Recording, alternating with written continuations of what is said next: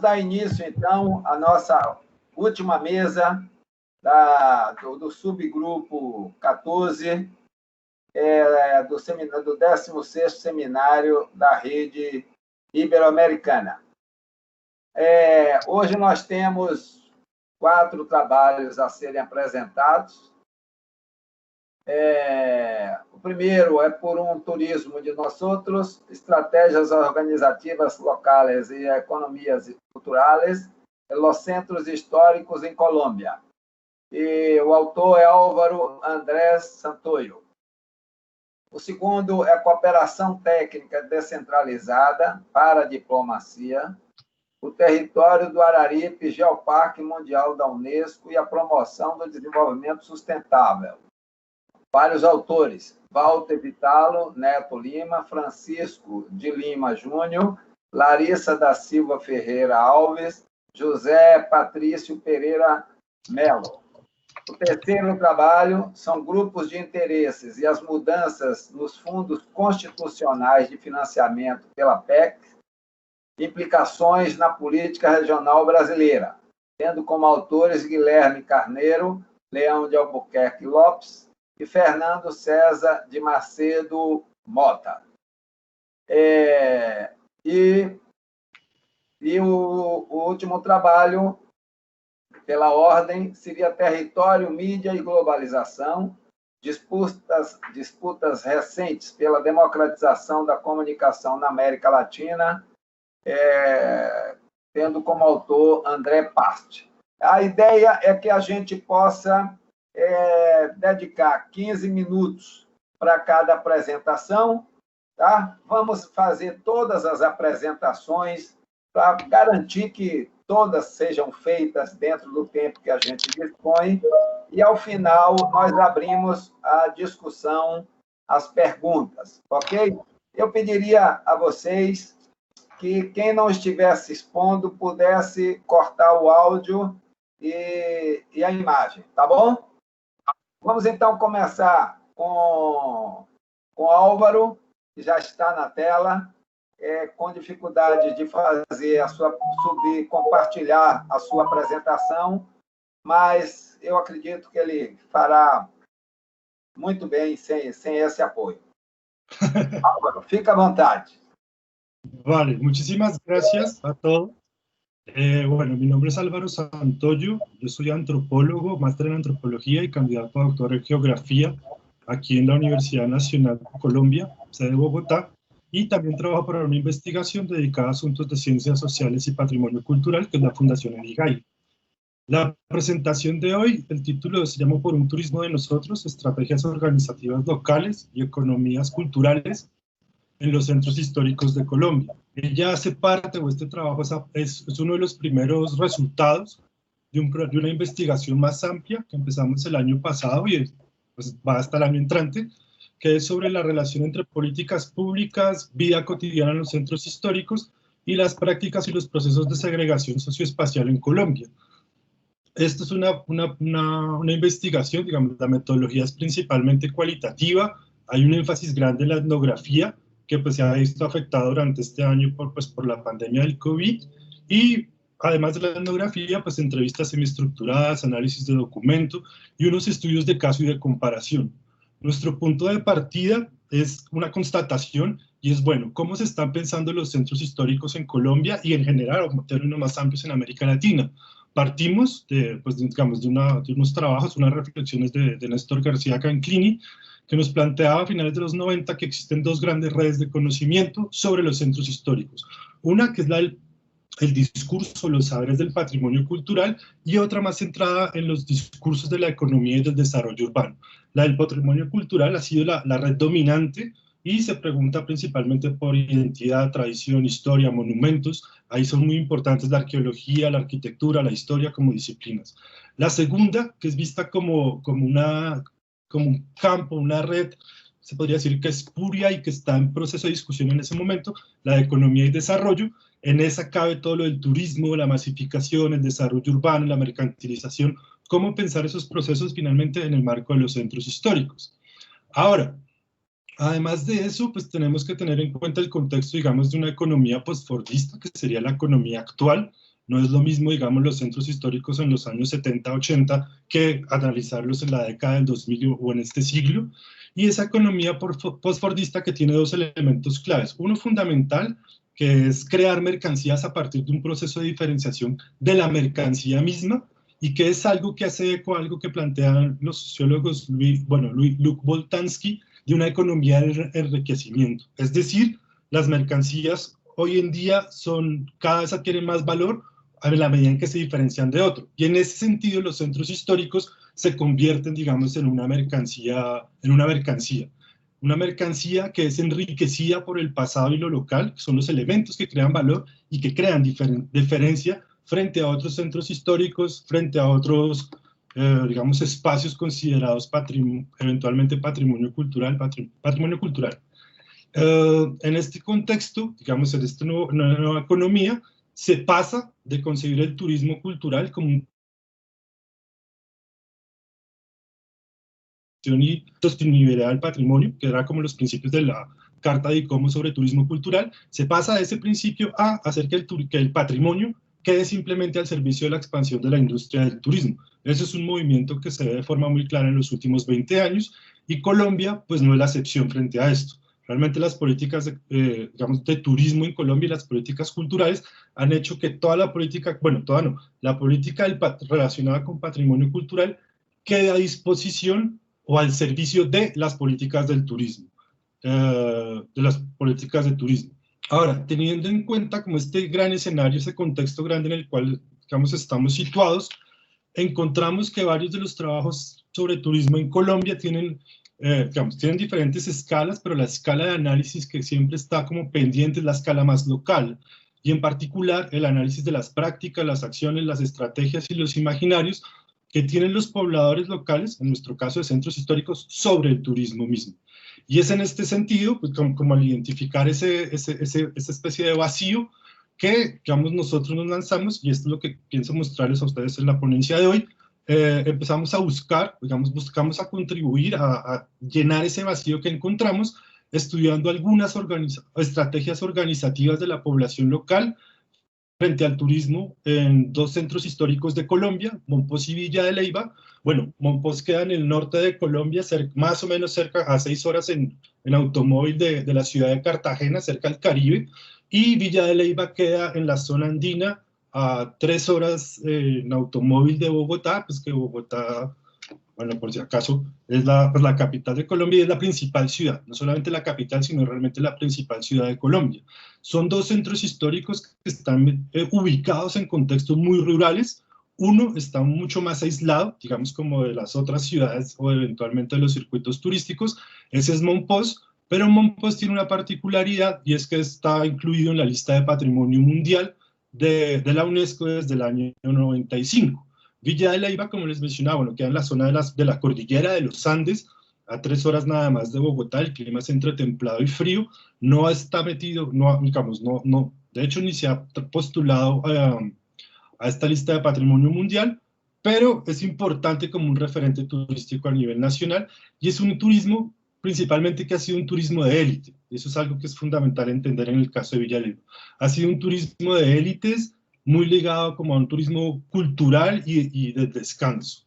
Entonces, los dos elementos o las dos estrategias organizativas que hemos encontrado durante este trabajo, nosotros tenemos esos dos casos de análisis, Mompox por una parte, Villa de Leyva por otra, y un tercero, que es un barrio específico de la ciudad de Cartagena, pero pues digamos que ese tercer caso tiene unas lógicas y unas racionalidades diferentes, porque Cartagena sí es un gran destino turístico. El turismo en Mompox y en Villa de Leyva es algo que se ha ido desarrollando o tomando fuerza, volviéndose cada vez más importante en los últimos 15 años máximo. Digamos, Villa de Leyva, lo que les mencionaba, ha sido un destino turístico desde hace un buen tiempo, pero es en los últimos 15 años que ha habido un crecimiento muy fuerte del turismo, que ha llevado a unas transformaciones importantes en la morfología urbana, principalmente en el paisaje urbano, en cuanto a transformación, digamos, de usos de varios de los inmuebles que quedan en el centro histórico. También hay muchas nuevas viviendas digamos, de segundas viviendas viviendas de descanso. Es un conjunto de transformaciones importantes. Mompox, como queda un poco más aislado, digamos, de las principales ciudades del país, todavía no ves esas transformaciones tan fuertes, pero sí ya ha empezado a haber unas transformaciones incluso promocionadas por el Estado y de la mano, pues, o en el marco de esa inclusión en la lista de Patrimonio Mundial, por la renovación del Centro Histórico de Turismo, como un asunto de renovación urbana, entre renovación urbana y protección, conservación del patrimonio, que han llevado a unos cambios, también ha llevado a unos ajustes, digamos, en el paisaje urbano. Todavía son ajustes muy recientes, pero digamos que es importante tener en cuenta, digamos, estos elementos de cómo ha evolucionado el turismo para entender un poco las dos estrategias que les voy a comentar. Entonces, en el caso de Mompox, la estrategia, digamos, que vemos como una estrategia local que hemos logrado identificar. Mompox es un municipio muy pequeño en Colombia, económicamente pues no es muy fuerte, no es muy robusto tampoco, pero sí se ha visto ese crecimiento del turismo y la inserción de Mompox, del municipio, en unas redes de turismo. Ahora, para la gente de Mompox la pregunta pareciera ser, o una de las preguntas que se hacen ellos cuando ven este turismo creciente es cómo beneficiarse ellos mismos, la gente de Mompox, del turismo creciente sin caer en los problemas que este suele traer consigo, especialmente problemas relacionados con procesos de migración y gentrificación que se observan en otros centros históricos del país. Digamos que hay otros centros históricos, Cartagena es en el Caribe, siendo el más evidente, y en el cual dicen, bueno, queremos turismo, pero no queremos que nos pase que sucedan procesos de gentrificación como los vemos en Cartagena. Entonces, en el caso de Mompox, lo que vemos es identificamos una red local de prestadores, digamos, de servicios, una red local a partir de la cual ellos organizan el alojamiento, todo el proceso de hoteles, hostales principalmente.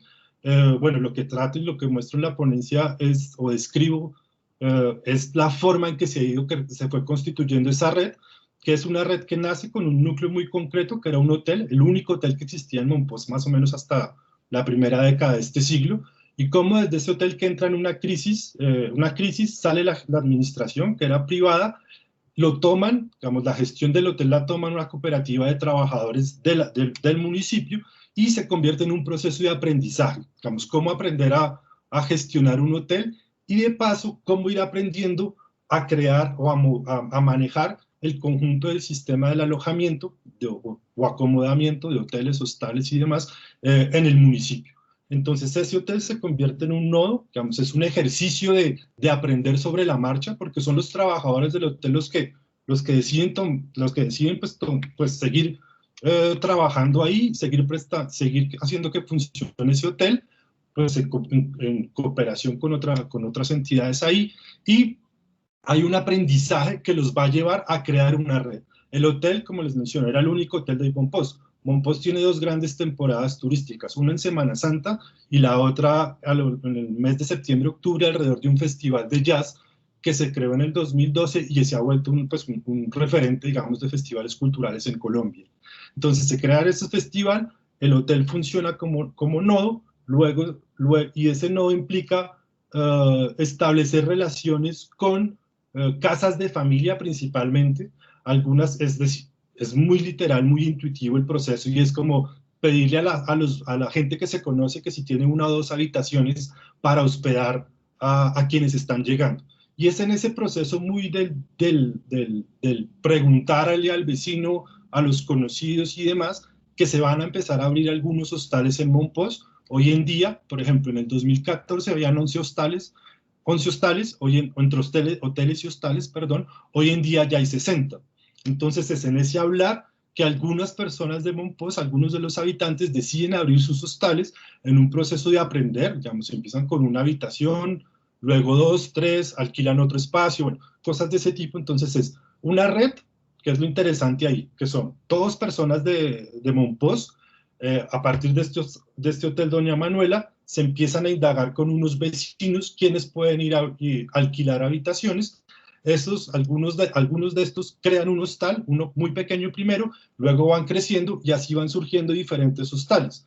Cuando los hostales no dan cabida, también se ha recurrido a casas de familia, que ahí ha habido una especie de transformación. Una de las cosas más interesantes acá es, bueno, en primer lugar, que son unas economías, la gente de los hostales, su ingreso, son economías familiares finalmente, o economías complementarias. Quienes trabajan en los hostales generalmente son miembros de la familia cercana o de la familia política, al mismo tiempo que prácticamente todos tienen otro trabajo en el municipio. Entonces los hostales y este sistema se vuelve una cosa complementaria al tiempo que les permite a ellos, perdón, un ingreso complementario al tiempo que les permite al conjunto de la gente tener pues el control un poco sobre el sector del alojamiento. Han llegado algunos hoteles nuevos, como de gente de afuera del municipio, pero apenas es uno o dos. Entonces hay algo importante ahí, es una red que se crea sobre la práctica, sobre el aprendizaje y cómo gestionar finalmente un espacio o un lugar. El segundo caso, pues así bien rápido, porque toca, es el de Villa de Leyva. En Villa de Leyva encontramos unos procesos totalmente diferentes. Es algo que llamamos nosotros unos colectivos mixtos para una rearticulación con el campo o con la zona rural. ¿Mixtos por qué? Porque Villa de Leyva tiene una historia bastante diferente y un poco particular.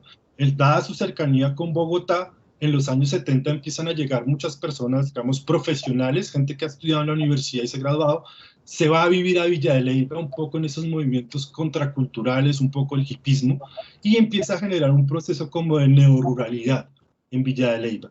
Y son esa población que las categorías locales les dicen criollos, como las formas, vinculados, en oposición a los criollos que serían los que son de Villa de Leyva como tal. Entonces, esta población nueva, estos vinculados o neorurales, ellos van a promover algunos procesos culturales, ambientales y sobre todo de defensa del territorio. Digamos que ese es el conjunto de la población que va a empezar como a pensarse o a actuar o a hacer algunas propuestas para transformar un poco los procesos, digamos, económicos y territoriales que están sucediendo en los últimos tiempos. Ellos... 3 minutos más. ¿3? Bueno, 3. Listo. Entonces termino de explicar este caso y ahí terminamos. Entonces, bueno, ellos crean ese proceso, ha sido un proceso ya de más de 20, 30 años, pero su objetivo principal y el fundamental, que es importantísimo tener en cuenta, es una revalorización del campesinado de la región, que en las últimas décadas, digamos que varios de los gobiernos locales han tratado de ocultar o de borrar. En este asunto de un turismo de élite para gente de clases medias y altas de Bogotá, las autoridades locales han tratado de sacar a los campesinos del centro histórico. Lo que han tratado en estos nuevos movimientos neorurales es de volverlos a posicionar en el centro histórico y de articularlos a algunas de las cadenas económicas que surgen con el turismo, principalmente el asunto de la agricultura orgánica, para vincularla con todos los restaurantes que existen hoy en día, y por el segundo lugar, una forma diferente de pensarse el turismo rural, a partir de posadas campesinas y pues del cultivo de la tierra, como el turista que va a compartir un poco qué es eso de la vida campesina.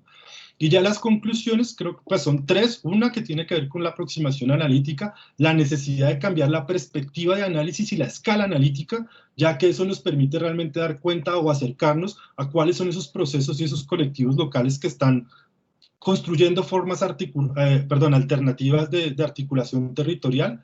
La segunda tiene que ver con la complejidad local, que es el reconocer las posiciones, imaginarios y estrategias de la población local, que permite tener una mirada mucho más compleja a las transformaciones socioespaciales que trae la promoción y expansión del turismo en los centros históricos. Y ya la última, y para terminar, pues está la inteligencia, digamos, que insiste en la complejidad local.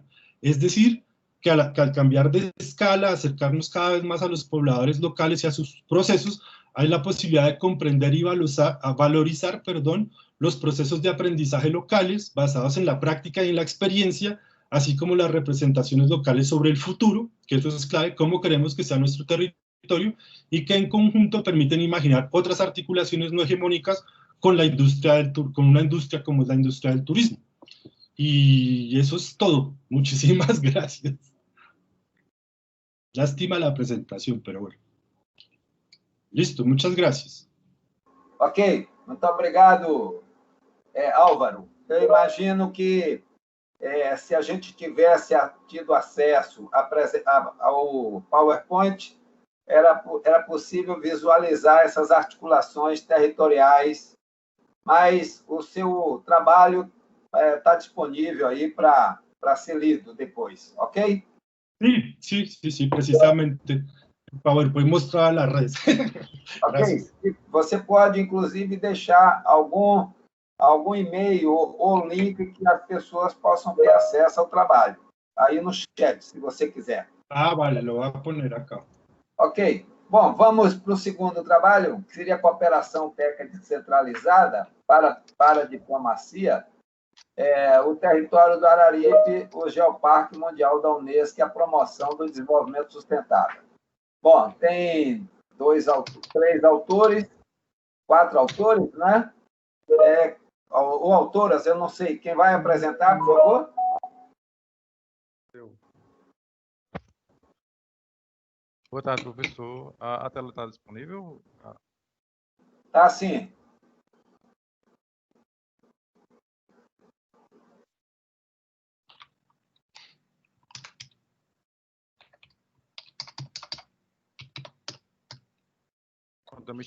Eu espero que estejam vendo a tela da apresentação.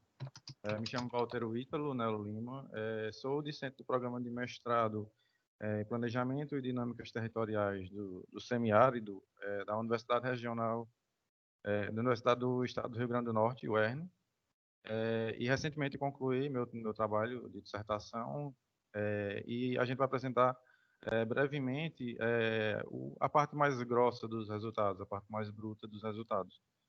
Esse resumo se intitulou Cooperação Técnica Descentralizada para a Diplomacia, que é o enfoque da pesquisa, o território do Araripe Geoparque Mundial da Unesco e a promoção do desenvolvimento sustentável.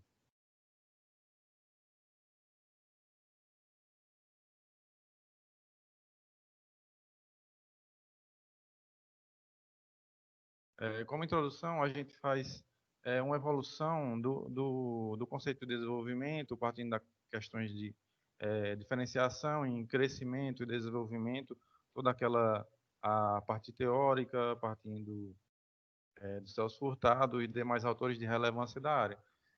Partindo do quê? Do conceito de desenvolvimento como uma melhoria qualitativa das condições de vida da população. E essa melhoria das condições de vida do conceito, que propõe o conceito de desenvolvimento, vai ser alvo de várias iniciativas internacionais de promoção do desenvolvimento dos países, que vem no início do século XX com inúmeras iniciativas de conferências internacionais para a junção de esforços para que os países consigam alcançar um desenvolvimento equânime, equiparado, para que não haja tanta desigualdades de desenvolvimento. Nesse escopo é que surgem os Objetivos de Desenvolvimento Sustentável, os ODS, que primeiramente foram chamados de ODM, Objetivos de Desenvolvimento do Milênio. Os ODM propunham o alcance do desenvolvimento no prazo de 15 anos. Não atingido esse prazo, que era até 2015, foi repactuado, virando o Objetivo de Desenvolvimento Sustentável, passando de 8 ODM para 17 ODS, 17 objetivos, que especificam as iniciativas e os âmbitos de escopo de atuação dos países para alcançar esse desenvolvimento equiparado. Nesse sentido, aí a gente inclui o conceito de paradiplomacia. A paradiplomacia seria, na minha pesquisa, o instrumento do desenvolvimento para que os países alcancem esse desenvolvimento. Mas eu ainda faço essa especificação que seria o desenvolvimento no âmbito local, em realização de local politics, aquelas políticas que não fazem do alto escalão do desenvolvimento do Estado, políticas que podem ser aplicadas mais especificamente no âmbito local, para realizar o desenvolvimento local, no caso brasileiro, das municipalidades ou das regiões. E no aspecto do Geoparque, vemos que foi feita a criação do Geoparque Araripe no ano 2005, ele é formalizado e realizada a candidatura para entrar na rede global de geoparques da Unesco, que é criada também no mesmo ano, tornando-se em 2006 o Araripe Unesco Global Geoparque. Eu tento fazer essa equiparação da cooperação entre Geoparque Araripe e a rede global de geoparques da Unesco como uma cooperação técnica descentralizada, porque da Unesco, da iniciativa europeia da Unesco, vem diretrizes, orientações e compartilhamento de experiências que podem ser aplicadas no âmbito local, no âmbito regional, para se alcançar o desenvolvimento sustentável daquela localidade que ela se circunda no âmbito da preservação ambiental, tendo alguns eixos que vão se especificar que eu vou abordar mais na frente. O objetivo geral do trabalho é estudar as ações do Geoparque Mundial da Unesco sob a ótica da cooperação técnica descentralizada, enfocando a promoção dos ODS. O estudo foi um estudo bibliográfico, inicialmente, para estudar o conceito de paradiplomacia, entender melhor como era que funcionava essa perspectiva paradiplomática, inicialmente com a obra de Soldatus, quem foi o primeiro autor que trouxe esse conceito, no ano de 90, e do Chasek, na mesma obra também, fazendo aprofundamentos, bem como leituras das teorias de desenvolvimento, e prosseguindo com o histórico de surgimento do Geoparque Araripe e como é que ele vai se fincar na região do Cariri Cearense, e como é que ele vai atuar na promoção do desenvolvimento dessa região, não só do território do Geoparque, mas do entorno, que é uma área de grande influência. A pesquisa foi uma pesquisa documental descritiva, um estudo de caso, através de pesquisa semi-estruturada com os gestores, onde foi analisado os trâmites e formalização do ingresso do Geoparque Araripe na Rede Global de Geoparques, os requisitos e formas de execução do pacto e os benefícios para a região e para a Rede Global de Geoparques. Foi feita uma análise das bases documentais, que eram as bases de dados do Geoparque, através dos planos plurianuais de gestão, os documentos que delimitaram a candidatura, que fizeram um dossiê do Geoparque para apresentação da candidatura à Rede Global, e os documentos da Rede Global de Geoparques nas conferências anuais que são realizadas nos países, onde tem sedes do Geoparque. Foi feita a identificação, através da observação e análise dos relatórios do Geoparque, das iniciativas desenvolvidas após a formalização do pacto, seus possíveis desdobramentos locais e regionais. Analisar também a adequação das iniciativas de cumprimento dos ODS, para que, de onde foram tirados os dados secundários, produzidos pelo próprio Geoparque, Unesco, através da Universidade Regional do Cariri, que é a gestora do Geoparque Araripe, dos relatórios nacionais de acompanhamento dos ODS e órgãos afins, através de uma abordagem qualitativa. Nesse mapa que surge na tela, podemos observar a região do Geoparque Araripe. Ele é composto por uma área de 3.789 km². Ele se circunda pelas cidades de Santana do Cariri, Barbalha, Nova Olinda, Crato, Missão Velha e Juazeiro do Norte, e é composto pelos principais 9 geossítios da região, sendo que temos mais 136 geossítios que não são explorados no Geoparque porque são em áreas de preservação que não podem ser acessadas ainda. Como eu já tinha falado, ele foi instituído a candidatura do território à Unesco em 2005 e oficializado em setembro de 2006. Em setembro de 2006 ele se tornou um Geoparque Mundial da Unesco. Na perspectiva dos ODS, foi realizada nos 17 ODS uma seleção dos que a proposta de desenvolvimento sustentável do Geoparque Araripe ele mais se encaixava, sendo esses elencados como os principais que se adequam à proposta do Geoparque Araripe. Acabar com a pobreza em todas as suas formas, garantir educação de qualidade inclusiva e equitativa, promover a oportunidade de aprendizagem, alcançar a igualdade de gênero e capacitar todas as mulheres e meninas, promover um crescimento econômico sustentável, inclusivo e sustentável, emprego pleno e produtivo e trabalho decente para todos, tornar as cidades e assentamentos humanos inclusivos, seguros, resilientes e sustentáveis, garantir padrões sustentáveis de consumo e produção, tomar medidas urgentes para combater mudanças climáticas, proteger, recuperar e promover o sustentável dos ecossistemas terrestres, fortalecer os meios de implementação e revitalizar a parceria global para o desenvolvimento sustentável. Essa seleção desses ODS, que são os que mais se adequam à proposta do Geoparque Araripe, ela não se deu de forma aleatória, mas ela partiu da análise dos pilares de atuação do Geoparque Araripe, que é o quê? A geoconservação, geoturismo e a geoeducação. Eu criei esse quadro para fazer uma subdivisão entre eles, como os que mais se afinam aos três pilares. A geoeducação, o ODS 4 e 5, geoturismo, o ODS 8 e 11, geoconservação, o ODS 12, 13 e 15. Ressaltando ainda o ODS 1, que ele trata da educação, como se ele abrangesse a geoeducação e o geoturismo.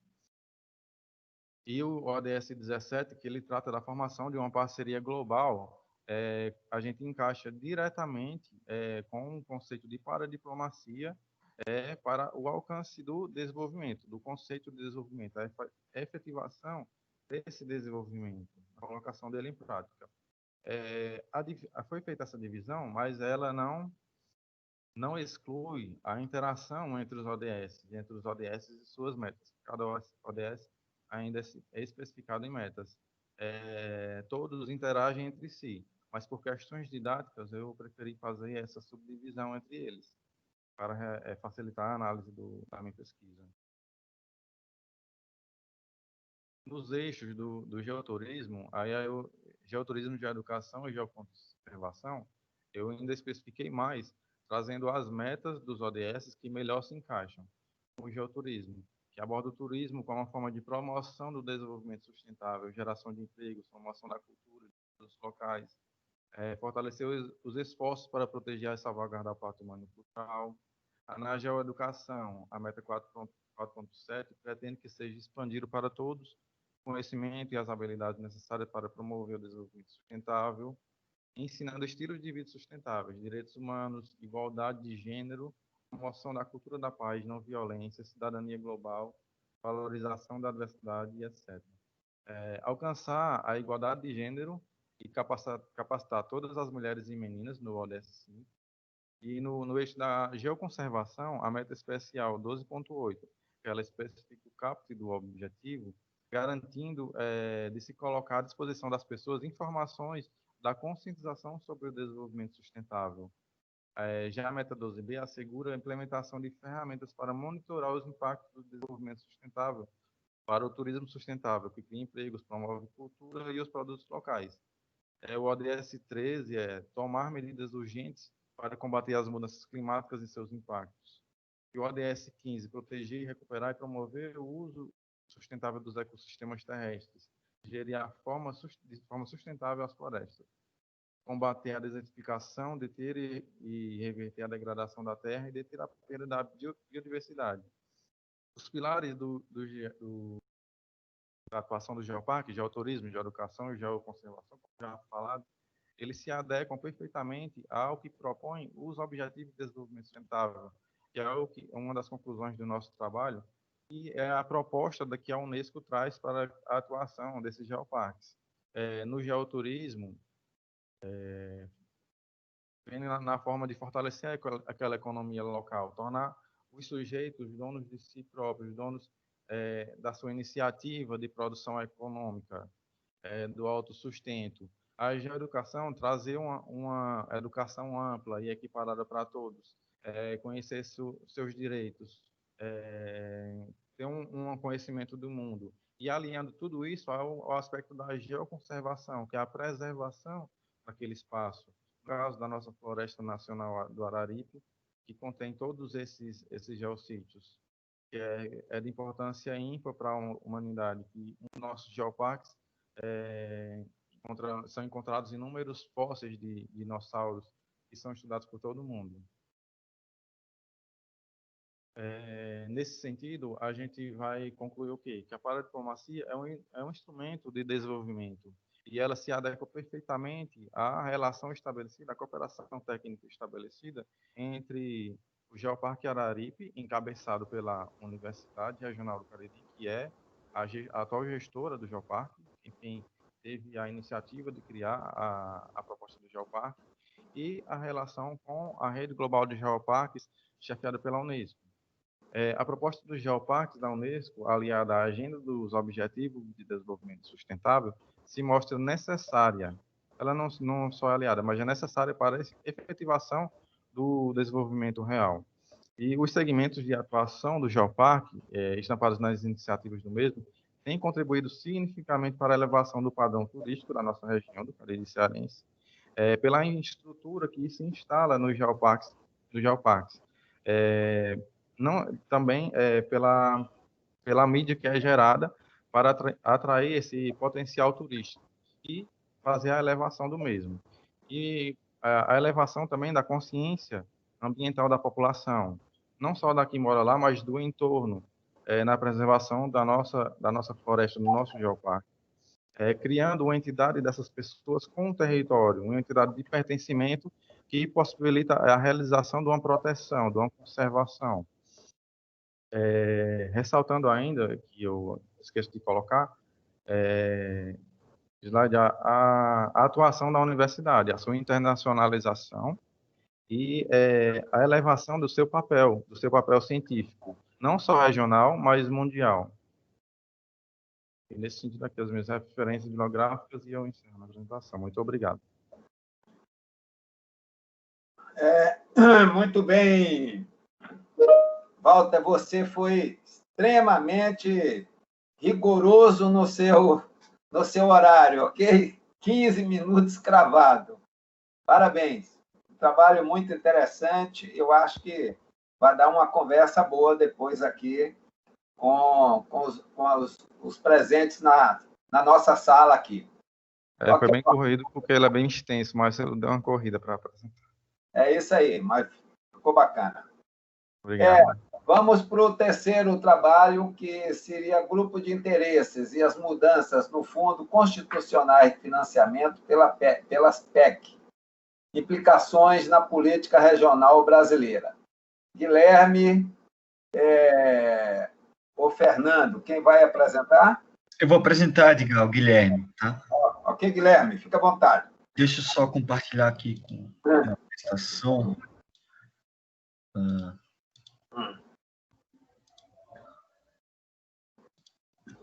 Vocês conseguem ver minha tela? Tá aí? Não, ainda não. Agora sim. Agora tá aparecendo? Tá sim. Ótimo, obrigado, Edgar. Bem, primeiro, boa tarde, né, a todas e a todos, aos demais participantes, colegas que estão nos assistindo. É um prazer estar falando aqui com vocês, e eu vou apresentar o trabalho intitulado Grupo de Interesse e as Mudanças dos Fundos Constitucionais, o trabalho que o Edgar já apresentou, né, já deu o título. Só fazer um adendo rapidamente, que esse foi o projeto enviado na época do resumo, né, que a gente tínhamos que enviar um resumo, e de lá para cá, do resumo até a versão expandida, a versão final, nós incrementamos mais um pouco o trabalho, nós abrangimos mais o escopo dele, tá? Então, continua, claro, seu objeto de estudo, que é entender as mudanças nos fundos constitucionais a partir das PECs, os grupos de interesses vinculados a elas, mas também como os projetos de lei, as PLs, tá? Então, a gente abrangiu mais um pouco o nosso escopo de pesquisa. E as implicações disso sobre a política regional brasileira. É um trabalho feito por mim, por Guilherme, que eu sou doutorando em Desenvolvimento Econômico no Instituto de Economia da Unicamp, vinculado ao CED, que é o Centro de Estudos de Desenvolvimento Econômico, e ao professor doutor Fernando Macedo, também professor do Instituto de Economia da Unicamp, também do CED, que vem me ajudando aí nesse trabalho, e também na minha tese, é meu orientador. O estudo também contou com o apoio do Programa de Pesquisas para Desenvolvimento Nacional, o PNPD, da Diretoria de Estudos e Políticas Regionais Urbanas e Ambientais, o DIRUR e PEA. Tá? É um estudo, então, que conta com apoio e financiamento do IPEA. Então, feitas essas considerações, tá, da abrangência um pouco do trabalho, que a gente viu também as considerações sobre os PLs, vamos aos objetivos. Edgar, por favor, como você bater o tempo, você me avisa, tá? Para não ficar me controlando aqui também. Por favor, tá? Sobre o objetivo geral, a nossa proposta é investigar nosso trabalho é investigar as propostas contidas nos projetos de lei PEC PL e nas propostas de emendas constitucionais PEC sobre as mudanças nos fundos constitucionais do Norte, FNO, Nordeste, FNE, e do Centro-Oeste, FCO. Tá? Então, temos como objetivos específicos examinar a tendência histórica de esvaziamento da política regional brasileira, analisar os fundos como importante instrumento da política de desenvolvimento regional, identificar a lógica de atuação dos instrumentos financeiros dessa política regional e também verificar a reorientação do planejamento público no atual contexto socioeconômico. Então, temos como hipótese principal que as propostas em tramitação via PL e PECs estão desassociadas dos princípios que deveriam nortear o combate aos desequilíbrios regionais, portanto, desvinculados da Política Nacional de Desenvolvimento Regional. É essa hipótese que vamos ter como condução do trabalho. Tá? Na metodologia, nós seguimos 2 caminhos interligados. No primeiro momento, fizemos uma pesquisa bibliográfica, através da revisão de uma pesquisa qualitativa, né, através da revisão bibliográfica de trabalhos acadêmicos, artigos, monografias, dissertações, teses, enfim, que tratem sobre os fundos públicos, sobre os fundos constitucionais, sobre o FNO, FNE. A gente procurou dialogar com o que já foi apresentado. Também procuramos por relatórios do TCU, relatórios de auditoria, né, do Tribunal de Contas da União, relatórios oficiais do governo, principalmente do MDR, né, do Ministério do Desenvolvimento Regional, para monitorar o que são os fundos, qual a efetividade dos fundos hoje, seus problemas. E depois, dialogando mais concretamente com o nosso objeto, que são estudar as PLs e as propostas contidas nos fundos, nós analisamos as sessões do Congresso Nacional, do Câmara de Deputados e Senado Federal, que tratam das PLs e PECs. Então, através de portais institucionais do Congresso, nós verificamos as sessões que tratam as propostas, o corpo do texto, as leis que visam a alteração nos fundos, tá? Então, através dessa metodologia, nós procuramos captar a percepção dos atores envolvidos com os grupos de interesse que disputam esses fundos públicos e averiguamos para onde se direcionou ou pretende se direcionar os recursos dos fundos. Ou seja, a gente, por meio da metodologia, a gente procurou averiguar, de fato, onde está a disputa de fundo, quem se interessa pelos fundos, os atores envolvidos nisso, as classes econômicas, segmentos produtivos que estão na disputa dos fundos públicos, dos fundos constitucionais, mais especificamente. Então, o trabalho está estruturado em 4 tópicos, a qual eu vou falando aqui ao longo da apresentação. Tá? No primeiro tópico, ser breve, né, visto a limitação do tempo, nós fizemos uma revisão histórica de como a questão regional ela foi sendo desvalorizada a cada Constituição, a cada Constituição Federal, né, como essa questão foi sendo esvaziada, digamos assim. E para isso a gente fez um recorte financeiro de que em 34, né, lógico, aí tem várias abordagens diferentes. 34 tem a abordagem, a solução hidráulica do Nordeste. Em 46 você também tem um pouco disso, da valoração econômica, mas a gente decidiu pegar pelo aspecto financeiro, tá? Então, em 34, 4% das receitas tributárias da União eram direcionadas ao Nordeste, sendo 3/4 para obras e 1/4 para assistência aos atingidos pelas intempéries, pela seca. Em 46, né, você inclui também o Plano de Valorização Econômica da Amazônia, a qual a União deve aplicar, pelo menos durante 20 anos, também uma quantia não inferior a 3% da sua renda tributária para a Amazônia e para o Nordeste. Além disso, 1% destinado ao Vale do Rio São Francisco. No total, seria, então, 7% da sua receita tributária para a questão regional brasileira. Você tinha 34%, passou para 7,46%, e depois de não constar na Constituição Federal de 66, ela volta a vigorar em 88, quando são destinados 3% do IR e do IPI para aplicação em programas de financiamento ao setor produtivo das regiões Norte, Nordeste e Centro-Oeste. Ou seja, não era mais da receita tributária, mas sim agora do IR e do IPI, destinado à questão regional. Então, a Lei 7287 de 89 vai regulamentar a utilização desse recurso por meio da criação dos fundos constitucionais, dos já citados FNE, FNO e FCO.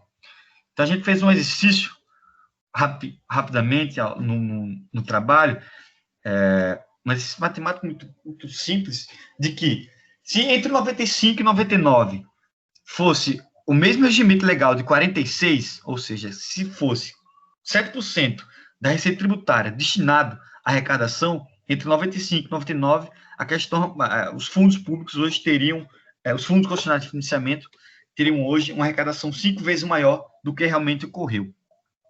Se fosse arrecadar 34%, como na Constituição de 34, isso seria um valor de 2 vezes maior do que realmente foi arrecadado durante esse período.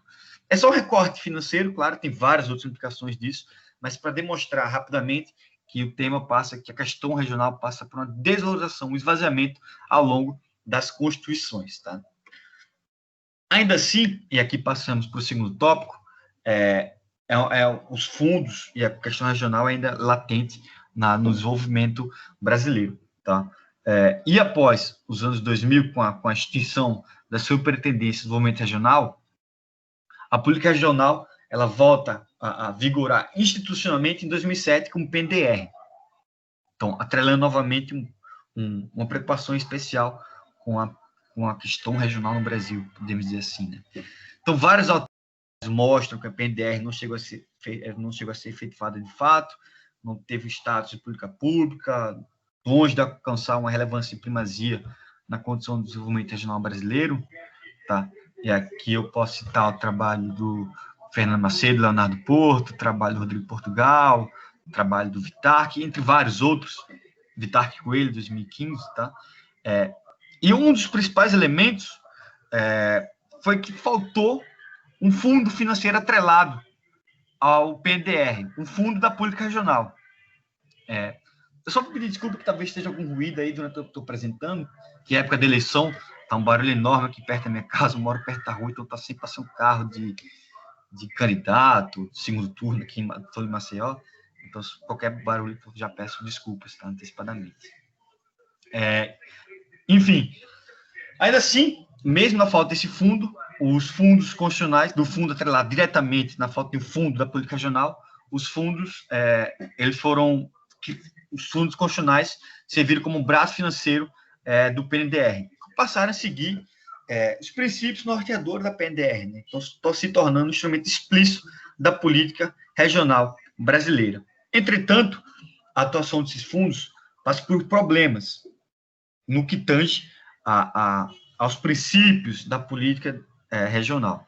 Alguns desses problemas são ampliação das desigualdades intra-regionais, né? Muito por conta de uma dúbia atuação das instituições financeiras, gestoras, executoras desses fundos. Estou falando dos bancos administradores, né? O BAS no FNO, o Banco do Brasil para o FCO e o BNB para o FNE, que tem uma questão muito mais de direcionar os recursos para aquelas áreas, direcionar o seu crédito para as áreas onde já está canalizado investimento, áreas com melhores externalidades, competitividade, maior dinamismo, maior tamanho do mercado, estão seguindo uma lógica aí comercial, né? Sem fomentar propriamente se o PNDR tem uma aplicação multiescalar, multidimensional, os fundos constitucionais não seguem propriamente com esse princípio.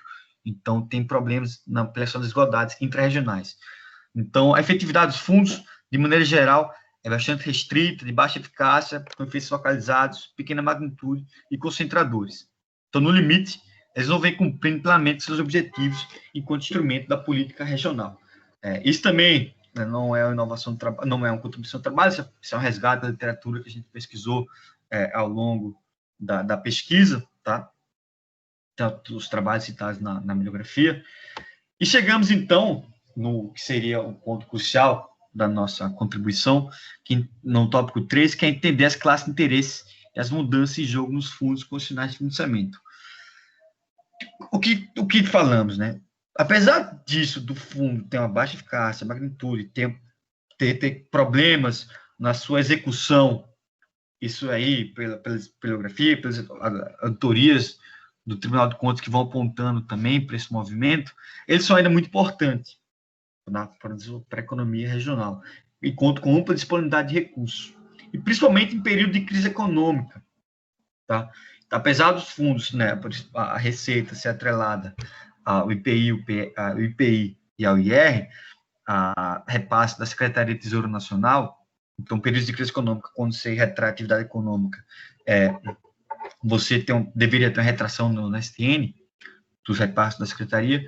Apesar disso, e isso ocorre, os fundos têm outras fontes de autofinanciamento, tá? O que mantém um certo arcabouço legal de proteção dos fundos contra cenários de conjuntura. Então, ainda mais na crise, os fundos têm um papel anticíclico, tá? Tem um papel de estimular as atividades produtivas. Isso é posto também no trabalho do Rodrigo Portugal em 2018, de 2016, que ele apresenta os fundos. Então, há uma grande disputa de interesse, de classe, de setores, no entorno dos recursos dos fundos públicos. Então, a gente procurou destacar a economia política por detrás da destinação dos recursos dos fundos. Isto é, apresentar não só as alterações em si, como apontar os seus atores, os grupos de interesse e a orientação implícitas nas propostas. E a gente foi no corpo da lei de 89, né, a 7827 de 89, e a gente verificou 118 mudanças do que estava originalmente proposto, que estava escrito, né? Mudanças essas entre revogações, alterações, complementos, enfim. Essas mudanças, essas 118 mudanças no corpo da lei, a gente agregou em 15 leis. São 15 leis que modificam a lei originária, que vão modificar o ordenamento normativo, a estrutura de governança, o direcionamento, a expansão da abrangência territorial, enfim, 15 leis que daí derivam essas 118 mudanças. Essas 15 leis, a gente agregou em 4 grupos, tá? Sinteticamente, claro. E aqui as leis que a gente está citando, a gente se baseou para fazer essa agregação. Então, leis que diz respeito à alteração da metodologia financeira dos fundos, por exemplo, passar de TJLP para TLP, você muda a relação dos juros comercial dos fundos constitucionais de financiamento. Você 3 minutos mais, Guilherme. 3 Oi. minutos. Mas quanto? 3 minutos mais. 3? Nossa Senhora. Tá bom. Então, eu vou correr. Expansão da abrangência territorial dos fundos, novas rúbricas, enfim, esses quatro pontos aqui que a gente agregou nas 15 leis já consolidadas sobre os fundos. Tá? E aqui estão as leis referenciadas. Depois, e aqui foi a extensão do trabalho, no que diz respeito ao escopo, a gente verificou as propostas e mudanças, o que está em tramitação ainda no Congresso, no Congresso Nacional e no Senado, sobre os fundos. Então, a gente analisou as PLs, são em torno de 48 PLs, que visam agora mudanças nos fundos, né? Entre 2019 e 2020. E a gente também desagregou em 3 tópicos, digamos assim. Um tópico A, os fundos como garantor da demanda e da oferta. Tópico B, expansão territorial dos fundos. E tópico C, reformas normativas, jurídicas e financeiras desses fundos. Aqui embaixo a gente coloca as PLs, que a gente foi atrelando, né, colocando um tema. E no tópico A a gente dividiu em A.1, A.2. No A.1, são as medidas decorrentes da Covid. Então, são atualíssimas, são de agora, que estão em debate, que são propostas. Né? E essas podem ser permanentes ou não. Esse tem aqui o que está por finalidade-chave das PLs, que a gente mapeou, né? E no tópico A.2, nova linha de expansão do crédito e ampliação da infraestrutura. O que a gente procura ressaltar nessa figura, que eu, infelizmente, gastei muito tempo antes, que eu queria explicar mais, é que os fundos, então, ou as propostas de mudanças, entendem um fundo, né, congregam medidas a nível macro e microeconômico de estímulos ao circuito do consumo. E também sobre a estrutura de oferta de crédito, ao incluir o setor de infraestrutura no rol de empréstimo dos fundos. Essa é uma grande jogada, digamos assim. O setor de infraestrutura, que não estava incluído no direcionamento dos fundos, agora passa a ser. Isso aqui é mais expresso nas PECs. Na PEC 99, 2019, que coloca, que visa usar os fundos para financiar obras públicas. Que obras públicas são essas, né? E aí está no corpo da lei, no sentido de modernizar, ampliar e reforçar a infraestrutura de suporte aos corredores de exportação, né? Nem é colocada qualquer outro tipo de infraestrutura, mas tão somente essa, visando ali uma melhoria da conexão do interior brasileiro aos portos do país, o reforço dessa infraestrutura e da expansão da fronteira agromineral e agropecuária do país. A 167, né, também em 2019, do senador Jaime Campos, que também expressamente coloca em aplicação temporária de recursos para o financiamento da infraestrutura de estados, Distrito Federal e municípios. Essa proposta congrega, além dessa infraestrutura logística, de comunicação, logística, comunicação e transportes, congrega também relativa à mobilidade urbana, oferta de recursos hídricos, saneamento, mas não é uma proposta muito clara, né? Não deixa delimitado quanto vai ser para cada um, mas sim fica um pouco vago, e a depender da correlação de forças políticas, como ao poder de aglutinação, determinada conjuntura, esse recurso pode ser direcionado mais para uma infraestrutura de transporte, comunicação e logística, setores do agronegócio, classes exportadoras, do que, por exemplo, a mobilidade urbana ou saneamento. E também a terceira PEC, a 119 da Cátia Abreu, que visa alterar durante 15 anos a destinação dos fundos, passando um terço desse para projetos estruturantes. Projetos estruturantes que são também obras públicas, no setor de infraestrutura, etc. Colocando também, autorizando, é uma proposta, tá? Não está consolidado, determinadas instituições financeiras a ofertar empréstimo dos recursos dos fundos, sob a justificativa de maior capilaridade. Os recursos estão congregados. Quem direciona eles são os bancos, o Banco do Brasil, o Banco do Nordeste e o BAS, o Banco da Amazônia, e a proposta, então, da maior capilaridade, por meio da Agência Estadual de Fomento, o Caixa Econômico Federal, o que também se coloca como um ponto crítico, a qual, pulverizando os recursos por meio de outras agências, você estaria apartando ainda mais ainda os princípios norteadores da PNDR, ficaria difícil atrelar os fundos aos princípios da política regional. Então, chegando à conclusão, imagino que deve ter passado um pouco de tempo, que o pêndulo, na disputa em torno do orçamento dos fundos, está tendendo a uma lógica determinada internacionalmente, vinculada com a modernização do setor de infraestrutura e promoção da abertura de novas frentes de expansão do capital. Então, as propostas apontam para a orientação dos recursos dentro do papel do Estado, uma orientação do papel do Estado. O Estado para suprir financeiramente e produtivamente setores, classes, territórios e classes de interesse vinculados com atividades portadoras. Portanto, a gente conclui que permanece ainda um conjunto de desafios a serem enfrentados pela Política Nacional de Desenvolvimento Regional, em especial os fundos constitucionais de financiamento. Tais desafios, entretanto, não são contemplados pelas propostas em tramitação ou as propostas colocadas, as PLs, PLPs e PECs, dentro das casas legislativas. Então, ficou um pouco corrido, desculpa, mas é isso. Obrigado. Ok, Guilherme. O tema é muito importante para o Brasil, mas essa lógica pode ser compreendida para outros países da América Latina, claro, né? Claro. E é um tema que dá uma boa conversa, uma boa discussão. Vamos deixar para o final. Ótimo, obrigado, Edgar. Parabéns. Bom, vamos para o último trabalho, que seria Território, Mídia e Globalização, disputas recentes pela democratização da comunicação na América Latina. André Past. Por favor, André. Boa tarde a todos e todas. Vocês me ouvem bem? Sim. Maravilha. Acho que está aparecendo a tela aí já, né? Bom, queria saudar e parabenizar os trabalhos anteriores e saudar todos do evento, por esse evento tão especial. Vou marcar meu tempo aqui para não me perder.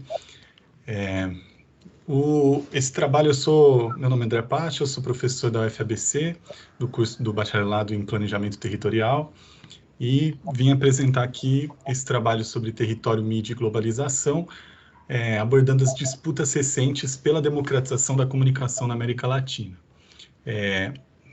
Esse trabalho resulta de duas pesquisas, né? Uma pesquisa que eu coordenei junto a um conjunto, eu coordenei no Brasil, né, junto a um conjunto de uma rede internacional, que é o Monitor de Propriedade da Mídia, né, na América Latina, um projeto da Repórteres Sem Fronteiras, né, uma organização não governamental, que identificou os indicadores de riscos à pluralidade midiática na América Latina, e o meu trabalho de pesquisa de doutorado, feito no programa de Geografia Humana da USP, em conjunto com a Flaxo Argentina e a UBA, estudando as políticas de comunicação na América Latina para democratizar a comunicação, em especial o processo argentino, né? Esse texto busca analisar, então, esse trabalho, né, que eu apresento, busca analisar, a partir do território usado, as disputas na agenda da democratização da comunicação na América Latina, sobretudo a partir dos anos 2000, num diálogo aí entre a geografia crítica, a sociologia do presente e a economia política da comunicação.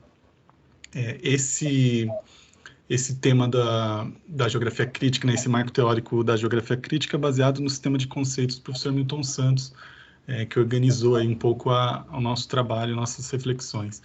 A hipótese geral do trabalho é que, para democratizar a comunicação no território, né, a gente precisa de políticas de comunicação no âmbito do Estado, capaz de transformar as condições dos lugares, né, as condições normativas, técnicas e de organização dos lugares, buscando ampliar aquilo que o Milton Santos chama de densidade comunicacional, essas concentrações ligadas, sobretudo, às trocas efetivas nos lugares, e fomentando essa comunicação ascendente a partir dos territórios, a partir dos lugares, nos espaços que estão fora enfim, da conectividade e das condições de produzir e circular informações dos espaços silenciados, como propõe Luiz Niguez Rojas.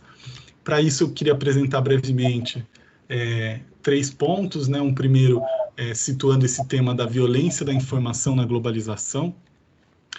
A violência da informação, como o Milton Santos aponta esse problema da comunicação contemporânea, né, no período atual.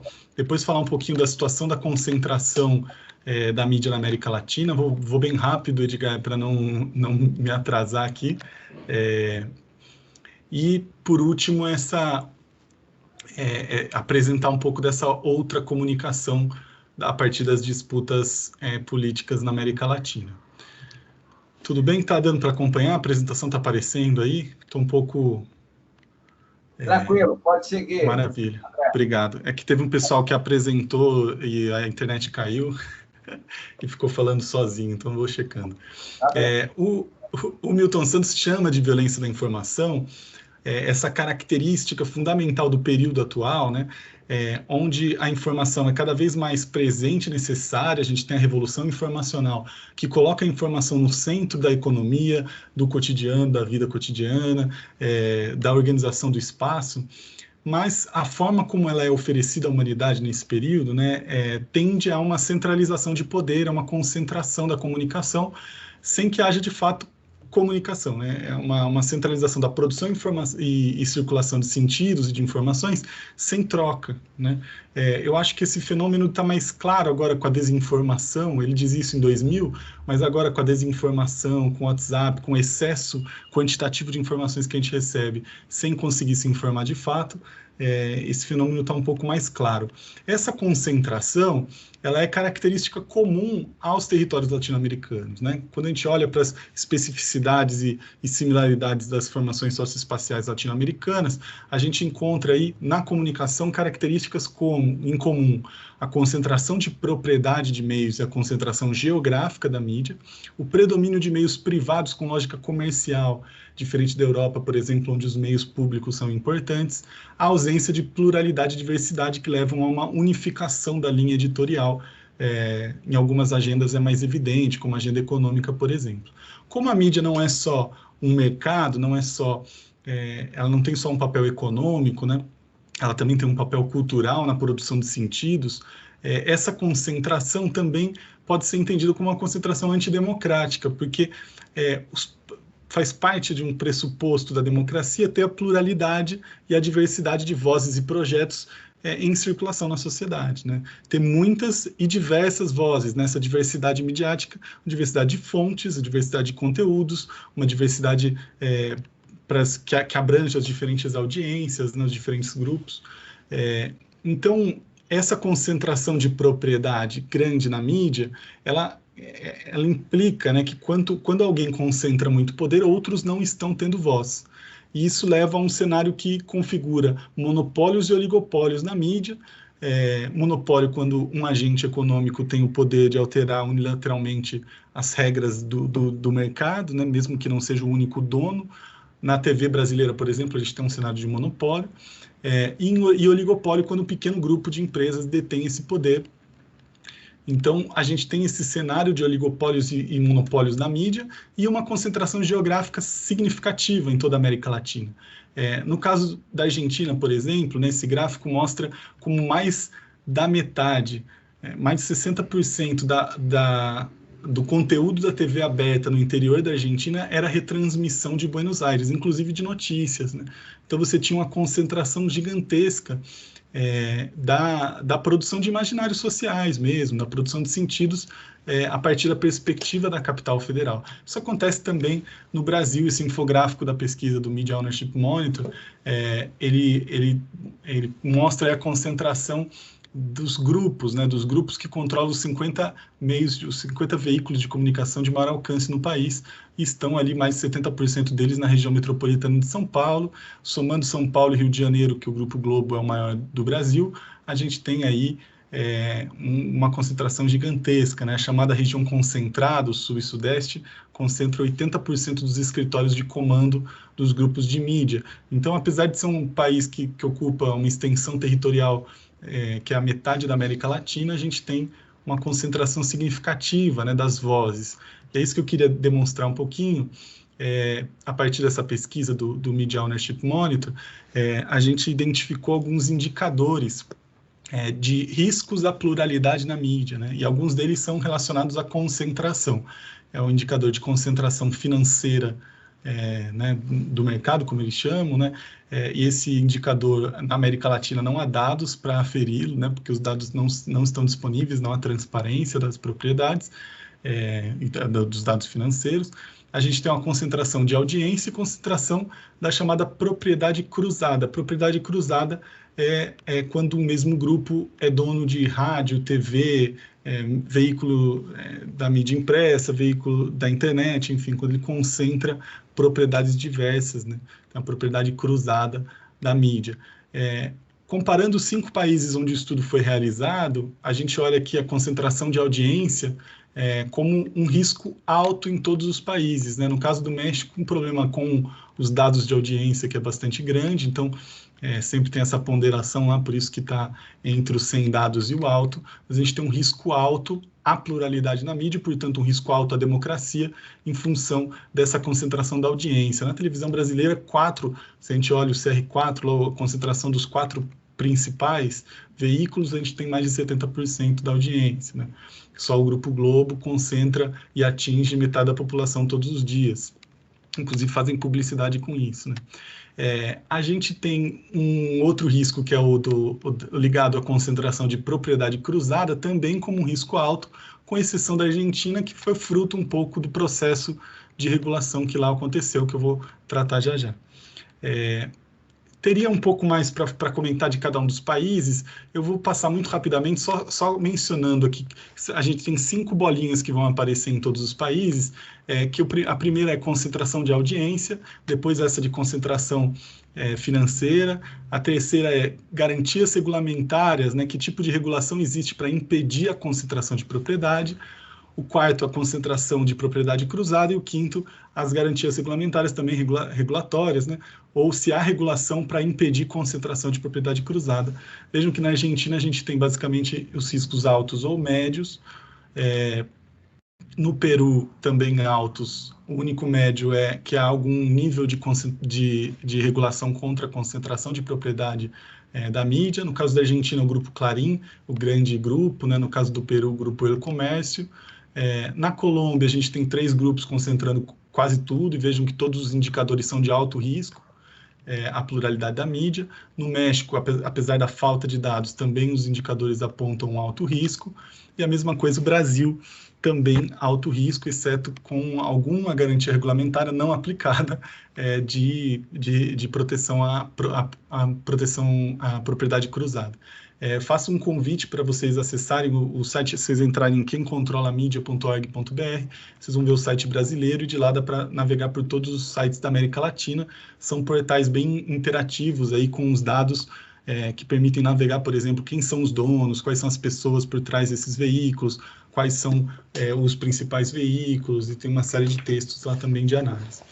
Então, só para dentro desse cenário, que não é novo, né, a globalização acentuou um problema que já estava identificado lá no começo da segunda metade do século passado, e que houve um debate importante na Unesco, no âmbito da Unesco, entre a chamada Nova Ordem Mundial da Informação e da Comunicação, NOMIC, que era uma agenda dos países do Sul, especialmente latino-americanos, que propunha, então, políticas de regulação, políticas de comunicação para regular e limitar o tamanho da concentração de poder, sobretudo das agências de informação do norte global na época, né, dos Estados Unidos, sobretudo.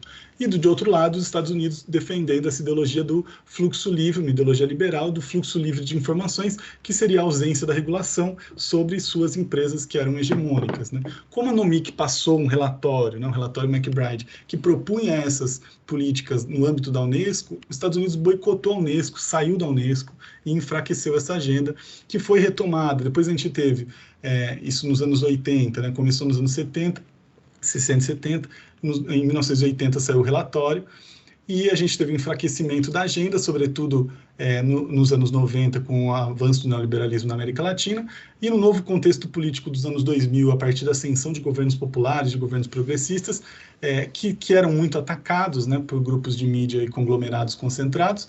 A gente teve um contexto favorável a que as lutas sociais que continuaram existindo nesse tempo todo, né, desde os anos 80, no processo de redemocratização da América Latina, essas lutas conseguiram avançar, então, com políticas a partir de baixo, né, de baixo para cima, de combate à monopolização da comunicação e outras iniciativas, como iniciativas de integração da América Latina pela comunicação, que depois a gente pode comentar um pouquinho se interessar alguém.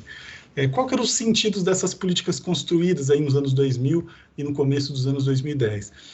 A gente tinha, de um lado, uma política de alteração do regime de propriedade dos meios, com limites aos monopólios, a ampliação de concessões para dar mais vozes, né, concessões de rádio, de TV, sobretudo, distribuição de financiamento público e promoção de diversidade cultural com cotas, por exemplo. Eu vou mostrar agora um pouco do que se construiu. Estou olhando o tempo aqui, vou rapidinho, mas acho que mais uns 3 minutos eu consigo encerrar. A gente teve aí um conjunto de leis novas, né, de novas normas para combater a concentração, na Venezuela, no Equador, na Bolívia, no Uruguai e na Argentina. A principal foi a lei de meios da Argentina, mais importante, mas a gente já teve esses outros processos que a gente vai analisar também. Em geral, elas têm em comum uma agenda de combate ao monopólio e uma agenda de promover novos agentes, novas vozes. E, em todos os casos, com pactos territoriais muito frágeis, né? Porque os conglomerados de mídia são agentes políticos importantes nesses países. Outros países, como Brasil, Paraguai e Chile, são países que mantiveram uma política mais neoliberal em relação aos meios de comunicação. Qual é a agenda um pouco comum? Passando um pouco rápido disso, mas no Uruguai, por exemplo, a gente já tinha uma reserva de 1/3 das concessões de rádio e TV para comunicação comunitária, tinha restrição do quantidade de licenças, restrição de propriedade cruzada que os meios poderiam ter e cotas de produção na TV. Então, isso, sobretudo em alguns horários, nos horários mais importantes, tinha que ter uma cota de produção nacional e cota de produção independente. É um pouco a lógica que também acontece na Bolívia, com um destaque na Bolívia, que a distribuição do espectro radioelétrico, né, da rádio e TV, foram distribuídos em 3/3, né, 1/3 para mídia estatal, 1/3 para mídia comercial e o outro terço, metade para meios comunitários, metade para povos indígenas originários e comunidades afro-bolivianas, né? Também tinha restrição de propriedade cruzada, distribuição de concessões para rádios comunitárias campesinas, que foram muito importantes na resistência aí ao golpe que aconteceu na Bolívia recentemente. No caso da Venezuela, um processo um pouco mais conturbado, também haviam cotas, teve muita distribuição de concessões, mas não houve um processo muito claro de estabelecimento por lei dessa regulação. Então, tinha um conselho, esse Conselho Nacional de Telecomunicações, que decidia as coisas, e isso foi um tema um pouco problemático ali. No caso do Equador, a lei é bem avançada, mas tinha uma contradição, porque tinha 2 instâncias de regulação, uma que tinha participação social e a outra com a participação debilitada, que fazia uma fiscalização e multas, né? E aí teve muita denúncia também em relação às contradições aí por conta de perseguição a opositores, né?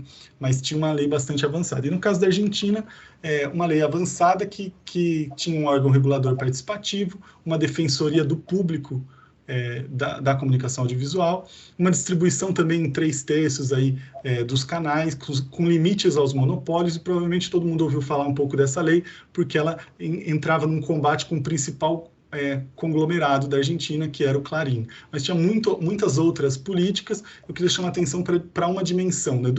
A dimensão da comunicação comunitária, os meios sem fins lucrativos, né?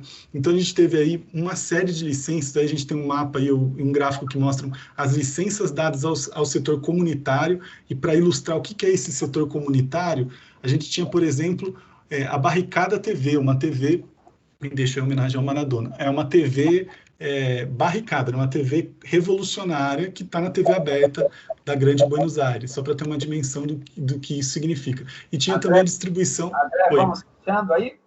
Estou fechando, mais um minutinho.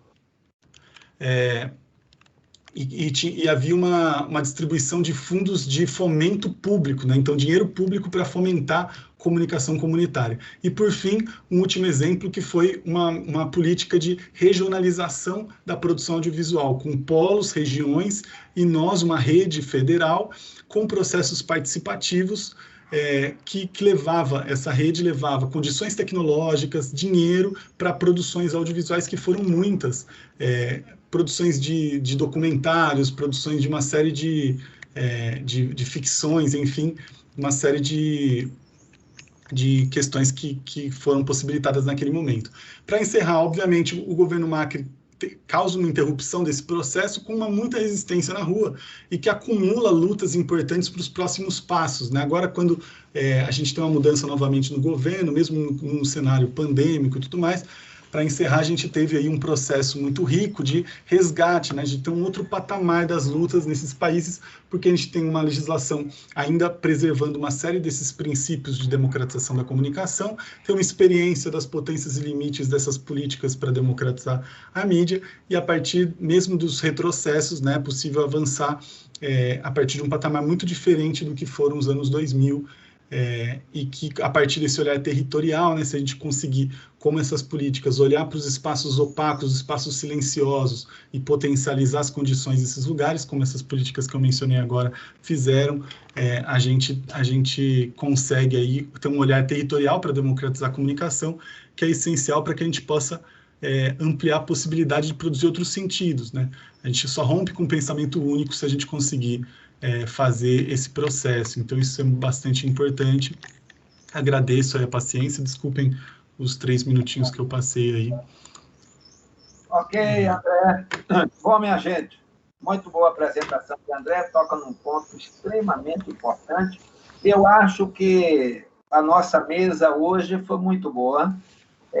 Nós tivemos 2 trabalhos que, digamos, tem uma preocupação de mostrar um aspecto mais ligado à construção ou esforços a partir de uma produção local, de uma produção comunitária, de uma resistência ao processo de globalização, de internacionalização, de controle geral internacional. E nós temos também a outra parte, ou seja, a primeira parte com o trabalho apresentado por Álvaro e por Walter, que trataram de questões mais localizadas, e depois 2 trabalhos que fizeram uma abordagem do outro lado, todos com a mesma preocupação, evidentemente. Mas, do outro lado, nós tivemos a questão da submissão das políticas regionais brasileiras às exigências internacionais, às demandas por investimentos internacionais, e tivemos agora, com o André, uma amostra de como é que esse processo de comunicação tem um controle exacerbado e ainda podemos considerar, para além disso, né, André?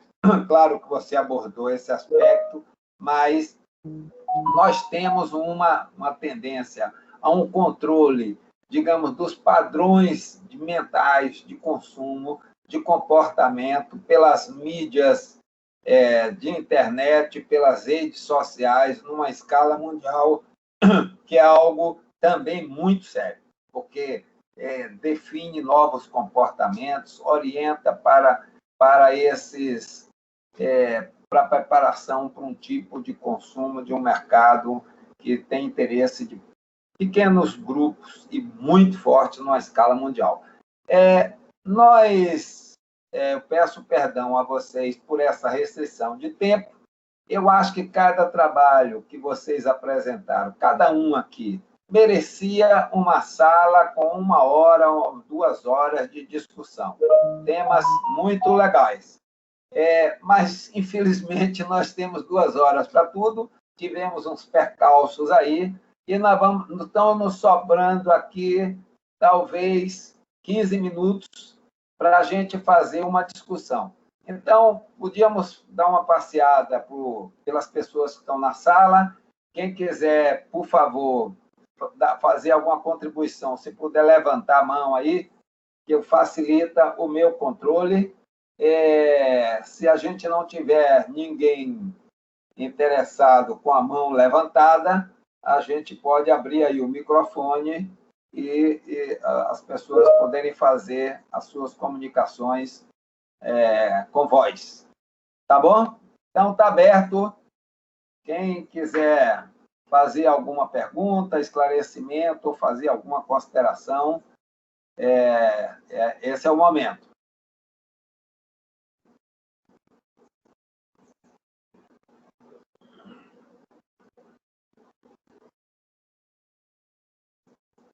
Parece que as coisas foram muito bem explicadas, que não há nenhuma manifestação para além do que foi apresentado. Álvaro, você quer falar alguma coisa? Sí, pues es que estaba viendo que hay un par de preguntas en el chat de la reunión. Entonces sí. Hay una que me hacen sobre la relación entre protección del patrimonio y los centros históricos y economía, pues, de mercado, de cómo se está desarrollando esa relación en Colombia.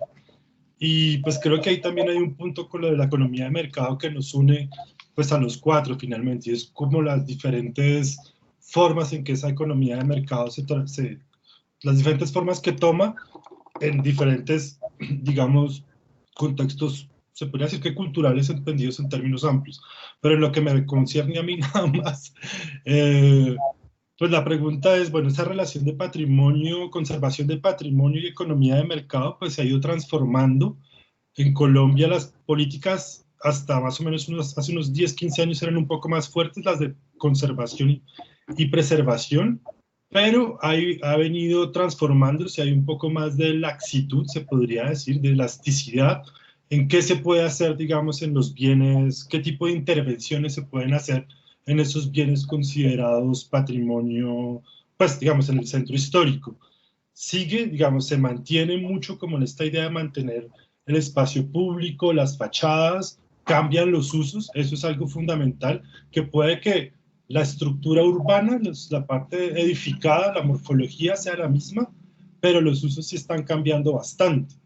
El caso, digamos, en el caso que les mostré, pues del que les comentaba Villa de Leyva, es claro el cambio, digamos, cuando lo recorre el centro histórico, pues ya es un centro pensado como en turismo, como me decía un señor allá, es como un shopping center finalmente, es un gran shopping center en lo que se convierte.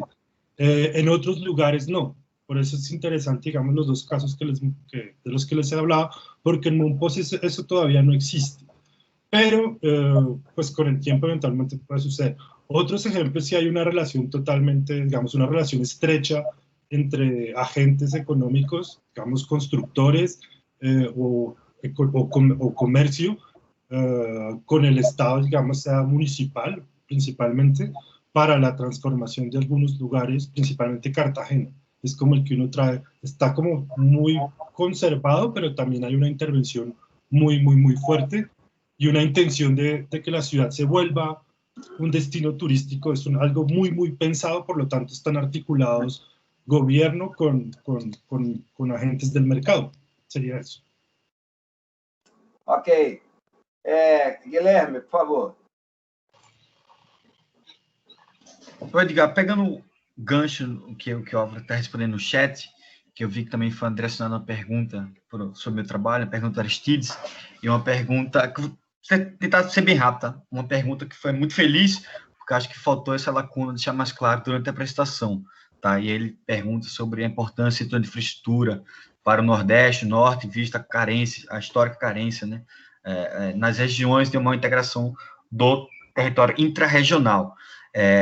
E ele está certo, está certíssimo quando coloca isso, e o que eu queria deixar claro, e faltou na minha apresentação, mas acho que isso está no artigo, está textualmente escrito, é que quando a gente coloca identificar a orientação do planejamento público através da disputa federativa, né, do orçamento público, a gente está entendendo a transição de um padrão de acumulação do Estado nacional desenvolvimentista para um Estado voltado para um padrão de reprodução do capital exportador e especialização produtiva, tal qual o professor Jaime Osório, né, com sua pesquisa no México. Ou seja, um Estado que está sendo capturado e vinculado à classe de interesse com o setor exportador em uma dinâmica cada vez mais baseada numa exportação de baixa e média complexidade tecnológica, pouco valor agregado, parca de diversificação.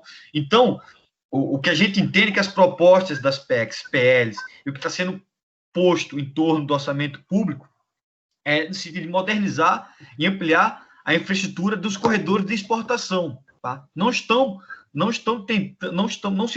se coloca a infraestrutura do Nordeste ou do Norte, principalmente nas pequenas cidades que estão carentes desse tipo de setor, como prioritária. Longe disso. É cada vez mais voltada para setores onde já tem uma renda, onde já tem um comércio, onde já tem uma circulação de pessoas, bens e serviços. Então, é tremendo prioritário setores que vai só no sentido de reforçar esse padrão de reprodução primário exportador. Quer dizer, padrão de reprodução do capital exportador de especialização produtiva, tal qual o Jamazólio.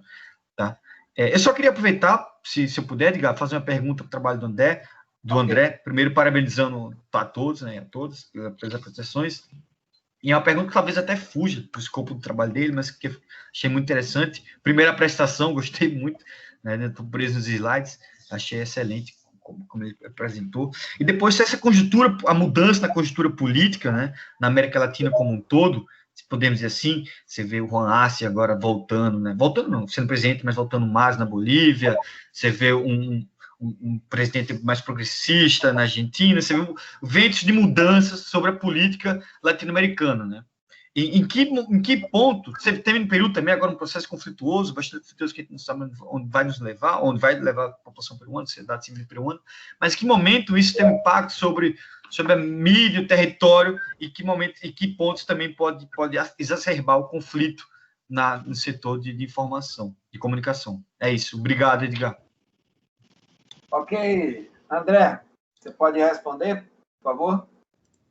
Claro, obrigado. E comentando um pouco o que o Edgar já tinha dito antes, também tem novos desafios, né, nesse tempo, assim, as políticas de comunicação e de regulação, assim, elas são sempre uma resposta, uma luta que leva um tempo um pouco mais lento do que a mudança tecnológica. Então, a gente está sempre com desafios novos, né? Mesmo quando em 2009 foi aprovada a lei de serviços de comunicação audiovisual, ela já colocava um pouco do cenário de convergência, mas ainda a gente não tinha outra dimensão da concentração agora, que são os monopólios digitais, né? Que dialogando um pouco com o que o Edgar falou, é um pouco desse problema, né, das grandes plataformas, e que agora a gente está construindo na América Latina uma rede de pensar uma regulação das plataformas a partir da nossa perspectiva latino-americana, né? A regulação do poder do Facebook, do Google, dessas grandes empresas globais são outros desafios, né, que vão sendo atualizados.